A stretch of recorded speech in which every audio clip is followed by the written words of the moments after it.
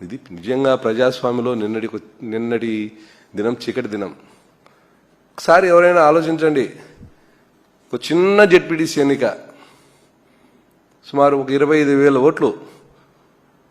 ఒక రాముడు స్టేట్ కోదండ స్వామి ఒంటిమిట్ట అనేది చరిత్ర, భక్తికి చరిత్ర. ప్రశాంతంగా ఉన్న ఊరు. గతంలో ఎన్నో ఎలక్షన్లు జరిగినాయి. ఒక చిన్న కేసు కూడా ఎలక్షన్ కేసులు లేవు మా మండలంలో. నిన్న నువ్వు వచ్చి ఎంత దౌర్జన్యంగా ఈరోజు మండలంలో ఎంత రాజకీయం చేసినావంటే ప్రతి కార్యకర్తలు నాయకుల్లోనూ ఏంది మా బాధ, మేము ఇంత బాధపడాలన్న ఒక చిన్న బాధ అందరికీ ఉంది. దెబ్బలు తిన్న వాళ్ళకు ఉంది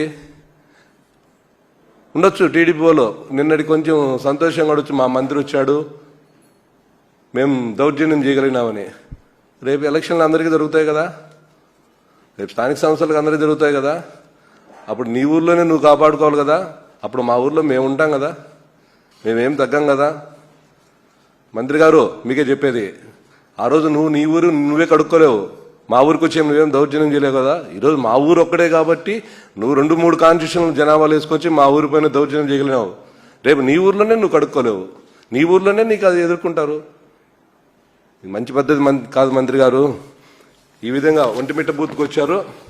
ఒంటిమిట్ట బూత్లో స్వయాన ఆయనే సాలాబాద్ బూత్లో కూడా అక్కడ ఉన్న ప్రజలంతా తిరగబడ్డారు మంత్రిని. ఆడవాళ్ళంతా ఎంత నీచంగా తిట్టారు ఆడవాళ్ళు. అది చాలా ప్రశాంతమైన ఊరు, ఏకతాటిపైన ఉన్న ఊరు. ఈరోజు రేపు తప్ప నువ్వు ఎలక్షన్లో సాలాబాద్లో నీ పార్టీ తరఫున ఏజెంట్లు కూడా ఉండరు. ఎందుకంటే ఒకే ఊరు అది. ఒకరో ఇద్దరు ఏదో చిన్న సమస్యలు ఉంటాయి సర్దుకొని పోతానే వాళ్ళు. నిన్ను నువ్వు చేసిన సాలాబాద్లో చేసిన అరాచకం భవిష్యత్తులో మీకు ఏజెంట్లు కూడా ఉండరు, ఏజెంట్లు కూడా దొరకరు నువ్వు చేసిన సమస్య. నేనేదో ఒంటిమిట్టకు పోయి రిగ్ చేసుకుని చిన్న ఎలక్షన్ జెడ్పీటీసీ ఎలక్షన్ ఏమవుతుంది, ఓడొచ్చు గెలిచొచ్చు. నా పేరే జెడ్పీ సుబ్బారెడ్డి. మా మండలంలో నా కుటుంబం 2 సార్లు జెడ్పీటీసీగా ఉన్నాం, జిల్లా వైస్ చైర్మన్గా ఉన్నాం. నాకేం ఆ పేరు పోదు. ఇదేమన్నా మీరు దౌర్జన్యం చేసి మేము ఓడిపోతాను, నాకేం పేరేం పోదు. నా పేరు జెడ్పీ సుబ్బారెడ్డే. కానీ నిన్న మీరు చేసిన మా మండలం పైన అటాకు మా మనసులో ఎప్పుడు ఉంటుంది. మీరు పెద్దలు కావచ్చు, మంత్రులు కావచ్చు, కానీ మనిషిని నిన్న బెదిరించారు. మీరు ఏమైనా చేస్తావు, దేనికైనా సిద్ధమే. నువ్వు మహా అంటే ఏం చేస్తావు, నన్ను కొట్టిస్తావు, చంపిస్తావు, దానికి కూడా మేము సిద్ధమే. మనిషి అని పుట్టినాక ఎవడైనా చావాల్సిందే, దానికి కూడా మేము సిద్ధంగానే ఉన్నాం, దానికి కూడా వెనక్కిపోం. కానీ నిన్న జరిగిన ఒంటిమిట్ట ఎలక్షన్ మిమ్మల్ని ఆపు చూసుకొని మా మండలంలో నిన్న మాట్లాడారు ప్రెస్ మీట్లో, భూస్థాపితం చేస్తామని.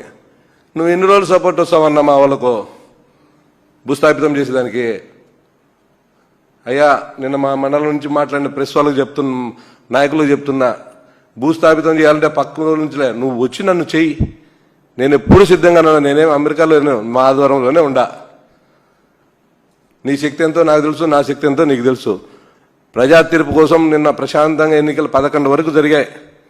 11 నుంచి మీ దౌర్జన్యం, మిమ్మల్ని ఎవరు లెక్క చేయరు, మీకెవరు మేము భయపడంలే. మీకు ముందు పోలీసు 780 మంది, ఒక చిన్న గ్రామానికి 780 మంది పోలీసులు మీరు పెట్టుకున్నారు. 780 మంది పోలీసులు పెట్టుకొని మీరు నిన్న ఎలక్షన్ రిగ్గింగ్ చేసుకున్నారు. అదే 11 గంటల వరకు ఇంకొక 2 గంటలు మీరు ఎలక్షన్ జరిగిందే మీరు కనిపించిండే వాళ్ళు కాదు. మీరు ఎన్ని ఓట్లు వేసుకున్నారో అందరికీ తెలుసు. అవి మేము చెప్పడం లేదు. అసలు అది ఎన్నికనే మేము ఆలోచించడం లేదు. మీరు చేసిన తర్వాత మేము ఎన్నికైనా ఎలక్షన్ అని మేము అనుకోవడంలే. మేము కూడా రేపు కౌంటింగ్ కూడా మేము బాయ్కాట్ చేసి తెస్తున్నాం. మేము ఎలక్షన్ కౌంటింగ్ కూడా తెలుసుకోవాలా. మీరు ఏం డిక్లేర్ చేసుకుంటారో చేసుకోండి, దాని గురించి మేము ఆలోచించడంలే.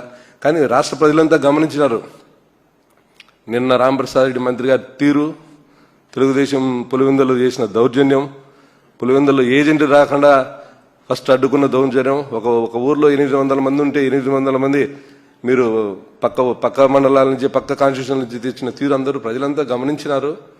భవిష్యత్తులో మీకు మంచి గుణపాఠం చెప్తారు. ఈ జెడ్పీటీసీ ఎన్నిక మీ పతనానికి ఆరంభం. కోదండరామును సాక్షిగా చెప్తున్నా,